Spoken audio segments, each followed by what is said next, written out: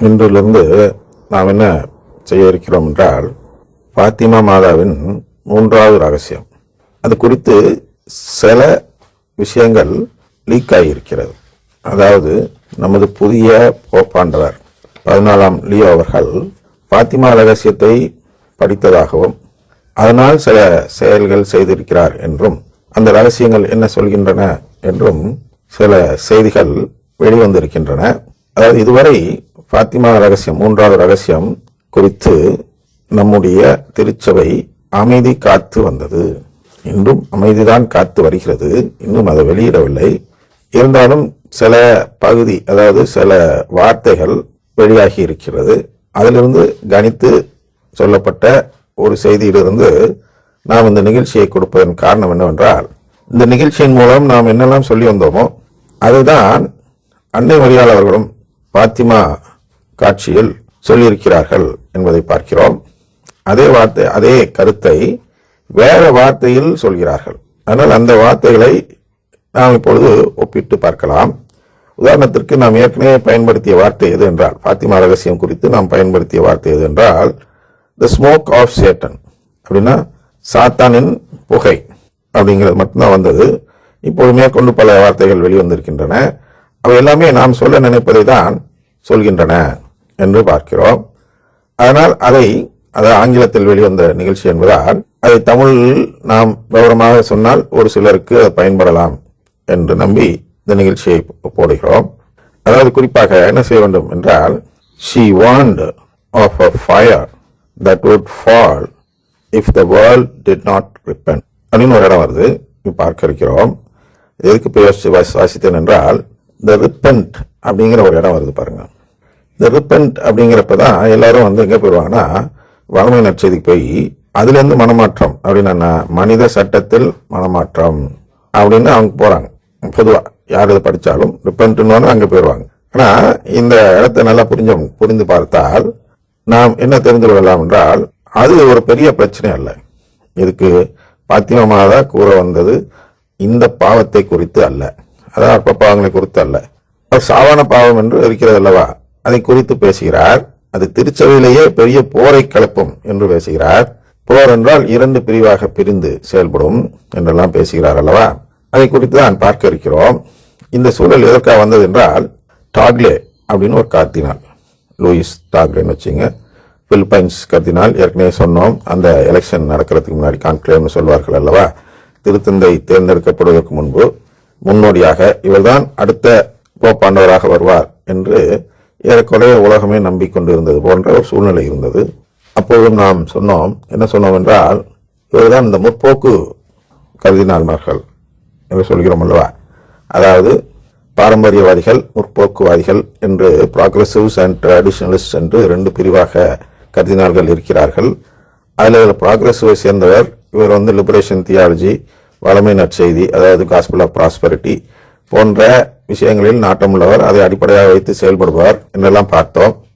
இவர்கள் ஒரு தனி கூட்டம் போடுவார்களாம் சுவிட்சர்லாந்தில், அதாவது ரோமாபுரியில் கூடுவதற்கு பதிலாக சுவிட்சர்லாந்தில் கூடி அங்கே நம் திருச்சபையை கவிழ்ப்பது எப்படி என்று திட்டமிடுவார்கள்.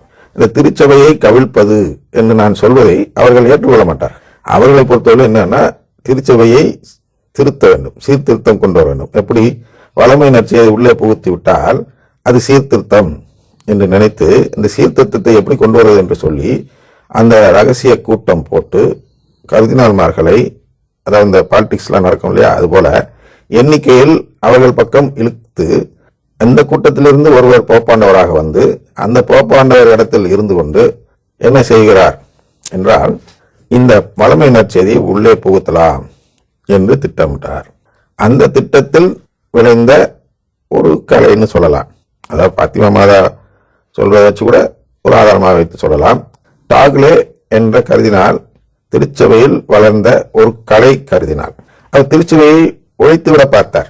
அது உண்மை, வெளியே தெரியாது. அவங்களுக்கு அவருக்கே தெரியாது, திருச்சபை ஒழிப்பதற்காக இங்கே கூட்டம் போடுகிறோம் நியூசிலாந்தில் என்று அவர்களுக்கு, அந்த கூட்டத்தில் பங்கெடுத்த கர்தினால்மார்களுக்கே தெரியாது இது திருச்சபையை அழித்து விடும் என்று. ஆனால் கூட்டம் போட்டார்கள். அப்ப நாமெல்லாம் பயந்தோம், குறிப்பாக நான் அப்படின்னு வச்சுக்குவோம். என்ன பயந்தோம் என்றால், எண்ணிக்கையில் அவர்கள் அதிகமாக இருக்கிறார்கள், அப்ப அந்த எண்ணிக்கையை வைத்து இவர் வந்து விடுவார் என்று ஒரு அச்சம் இருந்தது. திருச்சி அவ்வளவுதான் முடிஞ்சு போச்சு அப்படிங்கிறதாண்டி ஒரு சூழ்நிலை இருந்தது. ஏன்னா வந்து இந்த யூடியூப்ல அப்படி அவரை ப்ரொஜெக்ட் பண்ணாங்க.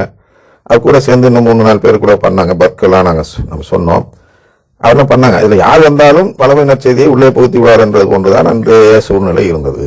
இன்னும் சொல்ல போனால் இன்றைய 14ஆம் லியோ என்ற போப்பாண்டவரும் தேர்ந்தெடுப்பதற்கு முன்பு அல்ல தேர்ந்தெடுத்த உடனே எப்படி தன்னை காட்டிக்கொண்டார் என்றால், வளமை நற்செய்தியை கடைபிடிக்க போகும் ஒரு போப்பாண்டவராக தான் காட்டிக்கொண்டார். சமாதானம் தான் முக்கியம் என்றெல்லாம் முதல் செய்தி கொடுத்தார் அல்லவா, அதெல்லாம் வந்து இங்கே சொல்லப்படுகிற போலி சமாதானம் என்று. அப்ப இந்த சமாதானம் என்று வந்ததும் இவரும் பழமை நற்செய்தி கொண்டு வந்துவிட்டார் போலருக்கு என்று நினைத்தோம். ஆனால் என்ன நடந்திருக்கிறது என்றால், இறை திட்டத்தின்படி என்ன நடந்திருக்கிறது என்றால், இந்த தேர்ந்தெடுக்கப்பட்ட போப்பாண்டவர் பாத்திமா ரகசியத்தை படிக்கிறார். போப்பாண்டவர் ஆனதும் அவருக்கு அந்த உரிமை கிடைக்கிறது அல்லவா, அந்த உரிமையின் அடிப்படையில் அவர் அதை எடுத்து படித்து பார்க்கிறார். படித்து பார்த்ததும் இவர் மட்டும் மாறாமல் இவர் ஒரு திட்டமிடுகிறார். அந்த திட்டம் என்னவென்றால், அந்த டாக்லே, லூயிஸ் டாக்லே என்று அந்த பிலிப்பைன்ஸ் கர்தினால் இருக்கிறார் அல்லவா, அவரையும் அதை படிக்க வைக்கலாம் என்று ஒரு திட்டமிடுகிறார். அந்த திட்டத்தின்படி இவர் என்ன செய்கிறார் என்றால், அந்த டாக்லே அவர்களுக்கு, கர்தினால் டாக்லே அவர்களுக்கு அந்த பதவியை கொடுக்கிறார். எந்த பதவியில் இருந்தால் அதை படிக்கிறதுக்கு உரிமை கிடைக்குமோ அந்த பதவியை கொடுக்கிறார். அப்படி கொடுத்ததும் உலகமே என்ன நினைச்சுச்சுன்னா, இவர் வந்து தனக்கு எதிராக போட்டியிட்டவரை பழி வாங்குகிறார் போல் என்று நினைத்தது. பழி வாங்குகிறார் என்ற தலைப்பில் பல நிகழ்ச்சிகள் வந்தன. ஆனால் இது இறை திட்டம் என்று சொன்னேன், பாத்திமா மாதாவின் திட்டம். எது என்றால், இந்த ரகசியம் திருடன் கையிலேயே சாவி கொடுப்பது போன்ற ஒரு சூழ்நிலையாக மாறியது.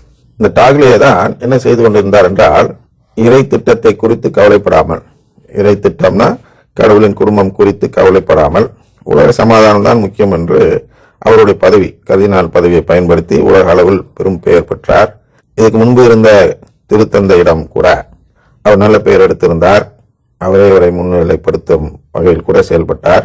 இதெல்லாம் எங்கே போக முடியும் என்றால், திருச்சபையில் நற்கருணை இல்லை, கடவுள் குடும்பம் இல்லை என்றெல்லாம் கோட்பாடுகள் மாற்றம் இதெல்லாம் சொல்லப்படுகிறது. இறுதியில் வந்து நற்கருணை பண்றதுக்கு மாற்று விளக்கம்லாம் தருவார்கள் என்றெல்லாம் சொல்லப்படுகிறது. ஒரு பகுதியை சொல்கிறேன். See, the rise of a silent pope, one whose election stunned the curia and split the factions.